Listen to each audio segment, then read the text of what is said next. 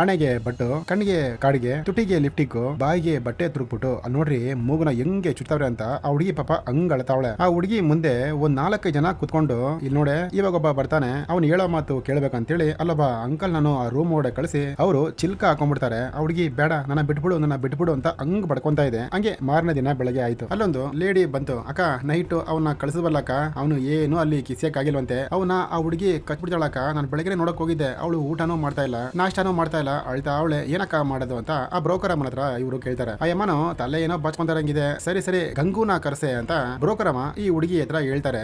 ಇಲ್ಲಿ ನೋಡಿ ಬಂತು ಒಂದು ಅಂಬಾಸಿಡರ್ ಕಾರು, ಕಾಲ್ ಮೇಲೆ ಕಾಲು, ಕೈಯಲ್ಲಿ ಕೋಟ್ರು ಬಾಟ್ಲು, ವೈಟ್ ಅಂಡ್ ವೈಟ್ ಛತ್ರಿ ಹಿಡ್ಕೊಂಡು ಹಂಗೆ ರೋಡಲ್ ಬರ್ತಾವ್ರೆ. ನೋಡೋ ಜನರಲ್ ಅವರಿಗೆ ನಮಸ್ಕಾರ ಹೊಡಿತಾವ್ರೆ. ಆ ಬ್ರೋಕರ್ ಅಮ್ಮನು ಹೇಳ್ತಾ ಇದೆ, ಗಂಗು 1000 ರೂಪಾಯಿ ಕೊಟ್ಟು ಇವಳನ್ನ ಕರ್ಕೊಂಡ್ ಬಂದೆ ಕಣೆ, ಇವಳು ಹೇಳೋ ಕೆಲಸನೇ ಮಾಡ್ತಾಳ, ಪ್ಲೀಸ್ ಅಮ್ಮ ಸ್ವಲ್ಪ ಹೋಗಿ ಅವಳ ಹತ್ರ ಮಾತಾಡು ಅಂತ ಗಂಗುನ ಆ ಹುಡುಗಿ ರೂಮ್ಗೆ ಕಳಿಸ್ತಾರೆ. ಗಂಗುನು ಆ ಹುಡುಗಿ ರೂಮ್ಗೆ ಬಂದ್ರು, ಶಿರಳೆ ಹೊಡೆದು ಎಬ್ರಿಸಿದ್ರು, ಚೊಂಬಲ್ಲಿ ನೀರ್ ತಗೊಂಡ್ಬಂದು ಆ ಹುಡುಗಿಗೂ ಕೊಡ್ತಾರೆ.